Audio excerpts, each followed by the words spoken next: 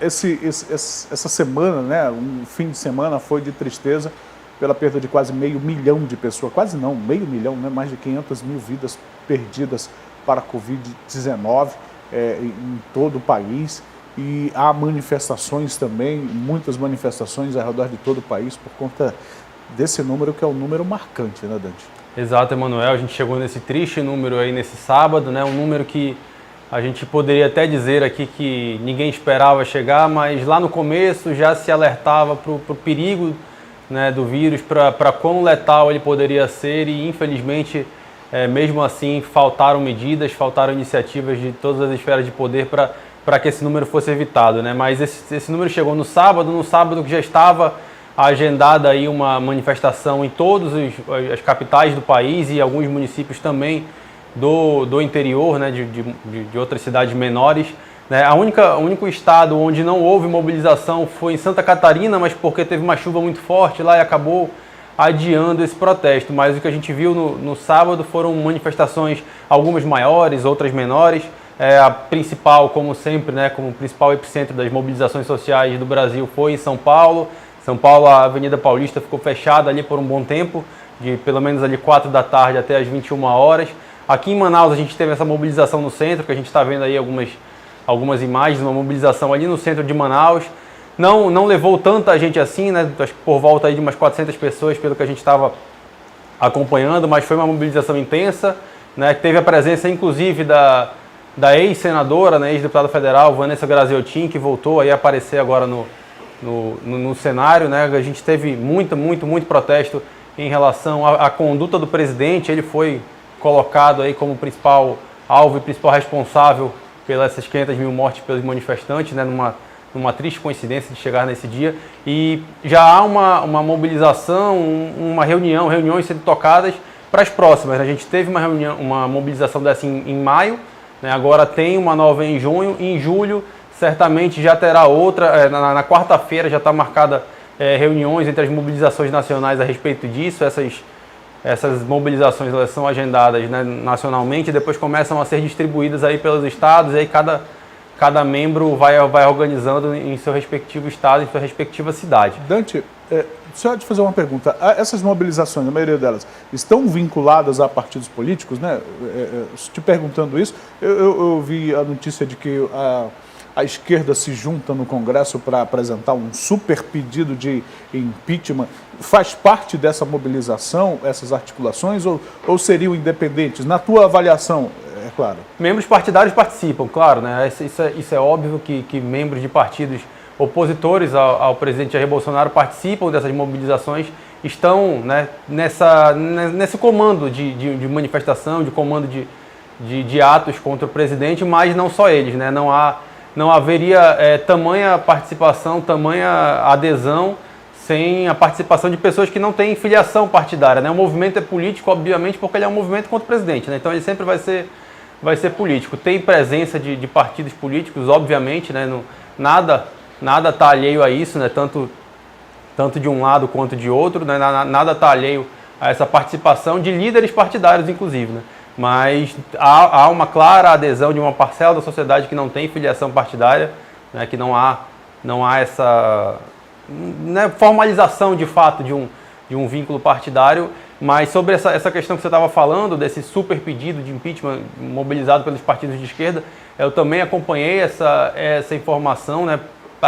Uma gama de pelo menos 7 partidos, né, que se colocam como esquerda ou de centro-esquerda estão se mobilizando para isso, para um pedido de impeachment, com base inclusive nessas manifestações que estão acontecendo. A ideia é que essa próxima manifestação de julho seja um marco para esse pedido, né, seja de maneira simbólica, né, a representação popular de um pedido de impeachment formal no Congresso Nacional. Porém, os pedidos agora eles são mais para marcar posição do que necessariamente para acreditar que algo vai acontecer, porque a gente sabe que da maneira como está colocada hoje a Câmara não parece ser de interesse, né, não parece sendo bem otimista, digamos assim, não é do interesse do presidente da Câmara, Arthur Lira, aceitar um pedido de impeachment, como não era interesse do Rodrigo Maia, que teve diversos pedidos de impeachment ali colocados ali na mesa dele para ele aceitar e dar início ao processo, e ele também não aceitou.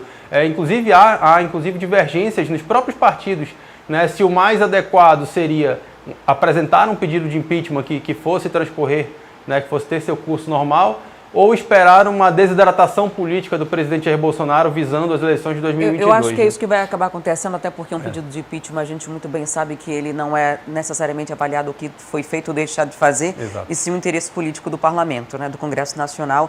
A gente já viu isso com Collor, a gente viu isso com Dilma, e se acontecer com o presidente não vai ser diferente de vontade política em si, para determinar o que pode acontecer. Como a gente está muito perto da próxima eleição, é provável que se deixe ter o próprio andar da carruagem, para ver como que ela vai seguir.